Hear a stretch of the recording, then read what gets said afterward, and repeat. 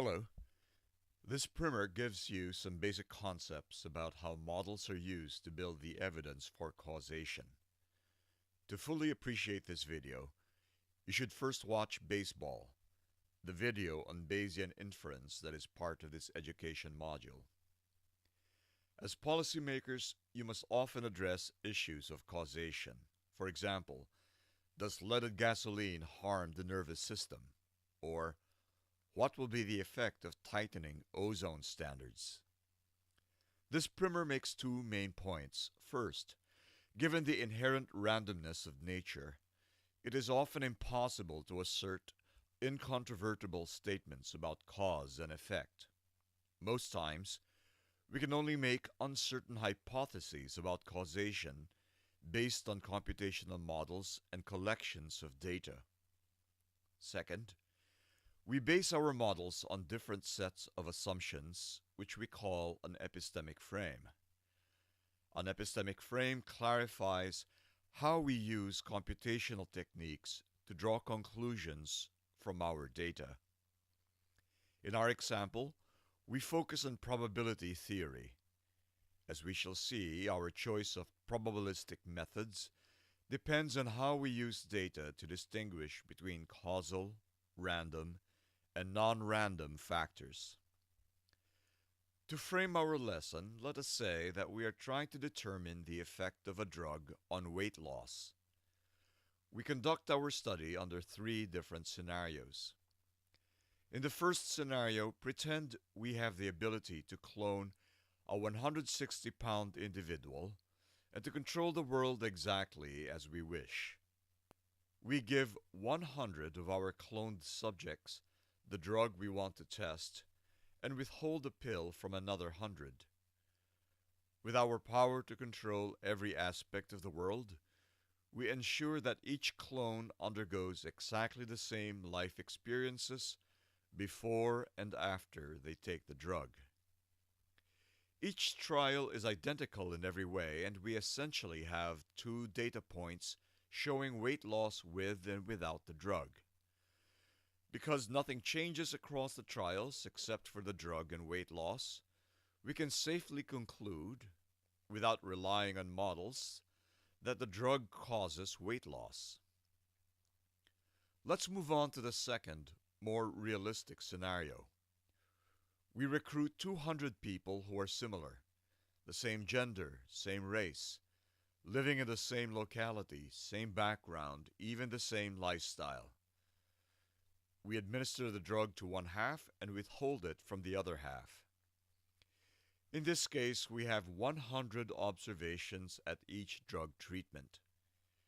Taking the average weight following treatment, we see that, on average, people who did not take the drug continued to weigh 160 pounds, while the drug consumers weighed 159 pounds, a difference of 1 pound.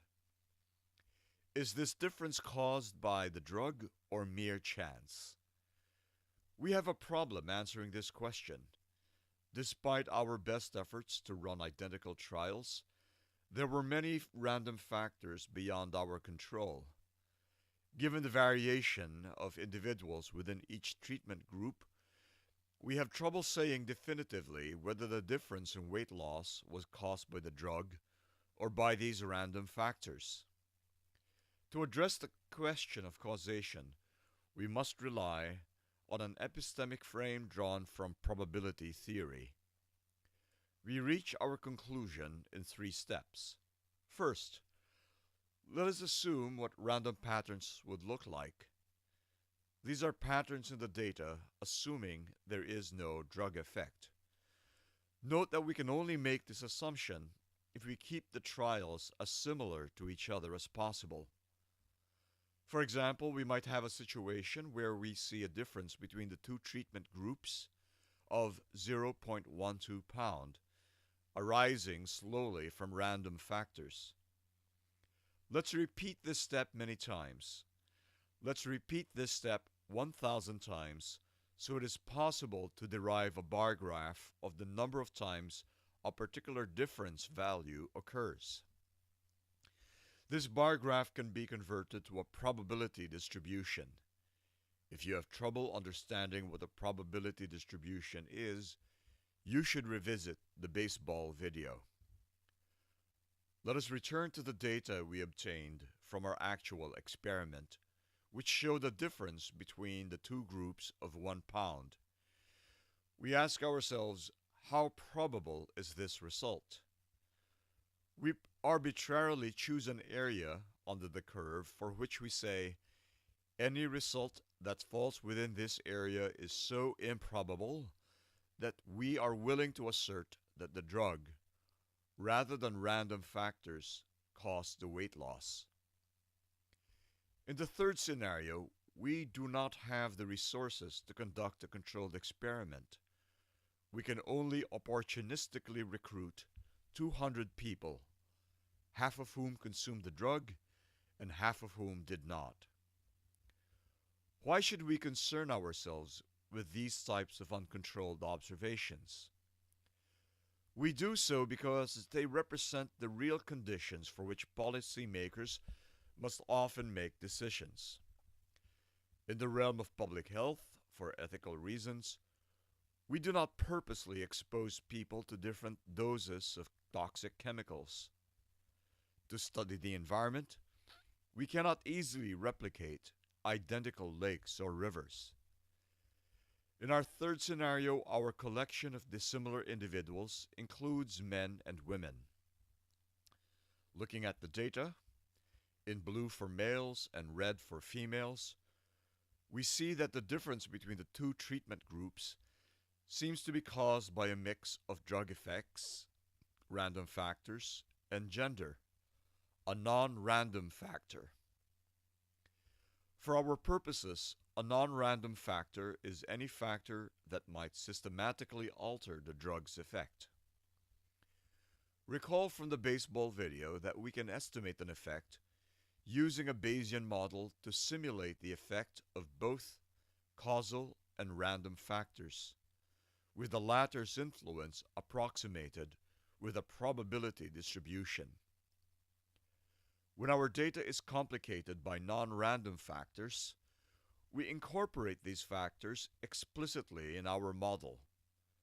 In this example, we model the effect of gender by partitioning the random component of the model into two distributions, one for each gender. Recall from the baseball video that we can evaluate our model by running simulations.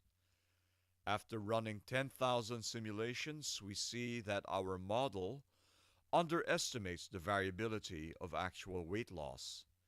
However, it correctly predicts that the drug will probably cause weight loss only for women.